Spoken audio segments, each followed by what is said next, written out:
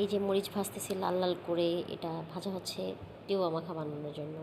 ডেউয়া ভর্তা বা মাখা যে যেটাই বলে না কেন, ওইটা বানানোর জন্য মনে আছে কিছুদিন আগে একটা ভিডিও আপলোড করেছিলাম। আমি আমার হাজব্যান্ড আমরা ডেউয়া পাড়তেছিলাম, ওই সেই ডেউয়া। তো এক পিস রয়ে গেছিলো, তো চিন্তা করলাম যে ডেউয়া মাখাটা দেখাই দিই ভর্তাটা, আর আমারও খুব খেতে মন চেতেছিলো। তো দেন এই মরিচটা টালার পরে এই যে কুচি কুচি করে একদম একদম পুরো যতটুকু পারা যায় মিহি বানানোর জন্য হাত দিয়ে চটকে চটকে, আমার বাটিটা একটু ভিজা ছিল তার জন্য একটু মরিচটা কেমন যেন হয়ে গেছিলো। তো এই লবণ দিলাম, লবণ দিয়ে ভালোভাবে এটাকে ম্যাশ করলাম।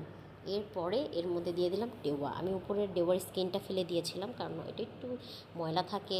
সো ধোয়ার পরেও দেখলাম কেমন যেন লাগতেছে, এই জন্য পুরো স্কিনটা ফেলে দিলাম। ফেলে দেন এই যে এখন ডেওয়াগুলো ছাড়াচ্ছি।